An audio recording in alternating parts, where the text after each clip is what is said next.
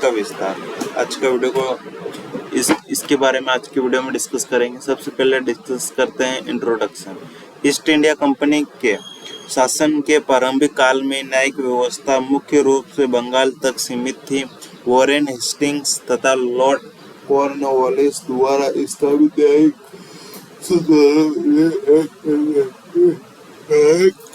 प्रणाली की नींव रखी। जैसे जैसे कंपनी का शासन भारत के अन्य क्षेत्र में विस्तृत हुआ वैसे वैसे न्यायिक व्यवस्था का विस्तार मद्रास, मुंबई और उत्तरी पश्चिमी प्रांतों तक किया गया। इस विस्तार का उद्देश्य कानून व्यवस्था बनाए रखना, प्रारंभिक नियंत्रण स्थापित करना तथा जनता को न्याय उपलब्ध कराना था। मद्रास में न्यायिक व्यवस्था का विस्तार डिस्कस करते हैं। तो मद्रास में प्रेसिडेंसी में न्याय व्यवस्था का विकास क्रमिक रूप से हुआ। प्रारंभ में स्थानीय विवादों के निपटारे के लिए चाउल्ट्री न्यायालय स्थापित किए गए। बाद में अंग्रेजी कानून और न्याय प्रणाली को लागू करने के लिए मेयर कोर्ट तथा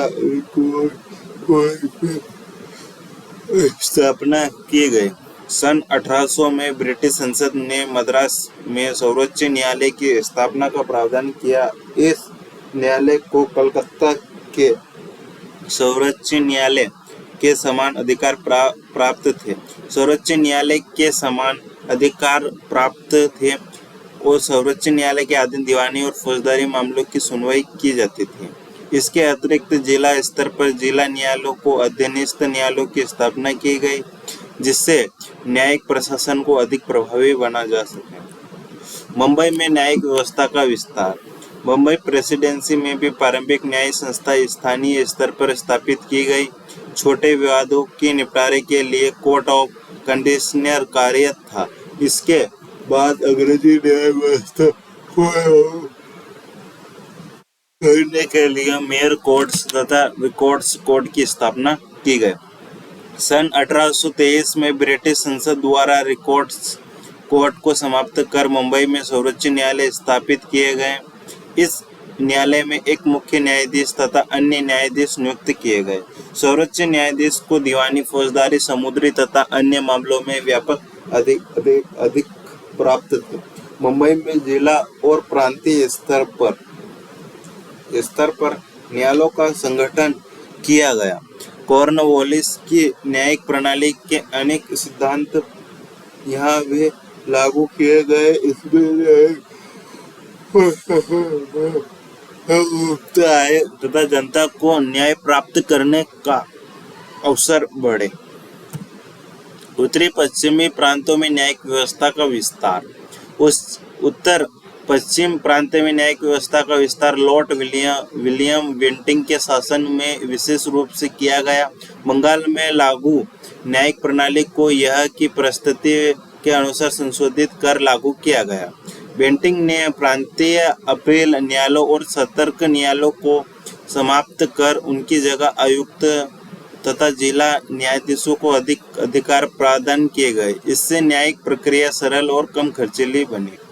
जिला न्यायालयों को दीवानी तथा फौजदारी मामलों की सुनवाई का अधिकार दिया गया। उत्तरी पश्चिमी में इलाहाबाद को न्यायिक प्रशासन का प्रमुख केंद्र बनाया गया। बाद में यह सदर दीवानी निजामत अदालत की स्थापना की गई, जो उच्च अपीली न्यायालयों के रूप में कार्य करती थी। इस व्यवस्था ने शीघ्र ही में न्याय प्रशासन को अधिक प्रभावी बनाया।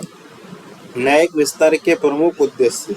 संपूर्ण ब्रिटिश भारत में एक समान न्यायिक व्यवस्था स्थापित करना, प्रशासनिक नियंत्रण को मजबूत बनाना, जनता को सुलभ और नियमित न्याय प्रदान करना, कानून को व्यवस्था बनाए रखना, न्यायिक प्रक्रिया को अधिक संगठित एवं प्रभावी बनाने का प्रयास किया गया।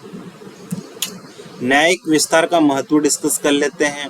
तो मद्रास, मुंबई तथा उत्तरी पश्चिमी प्रांतों में न्यायिक व्यवस्था के विस्तार ने भारत में आधुनिक न्यायिक प्रणाली के विकास में महत्वपूर्ण भूमिका निभाई। इसमें न्यायालयों का एक सुव्यवस्थित ढांचा विकसित हुआ, न्यायिक अधिकारियों की नियुक्ति हुई तथा अपील की व्यवस्था को मजबूत किया गया। इन सुधारों ने आगे चलकर उच्च न्यायालयों तथा आधुनिक भारतीय न्यायपालिका की स्थापना के मार्गदर्शन प्रस्तुत किया। निष्कर्ष, मद्रास, मुंबई तथा उच्च पश्चिमी प्रांतों में न्यायिक व्यवस्था का विस्तार ब्रिटिश शासन की एक महत्वपूर्ण प्रशासनिक उपलब्धि थी। इसने न्याय प्रशासन को संगठित बनाया, न्यायालयों की संरचना को मजबूत किया गया तथा पूरे भारत में आधुनिक न्यायिक प्रणाली की नींव रखी। यद्यपि इस व्यवस्था का मुख्य उद्देश्य ब्रिटिश शासन को सुदृढ़ करना तथा फिर भी इसके परिणाम स्वरूप भारत में आधुनिक न्यायपालिका के विकास का मार्ग प्रशस्त हुआ। आज के वीडियो में इतना ही। जय हिंद, जय भारत।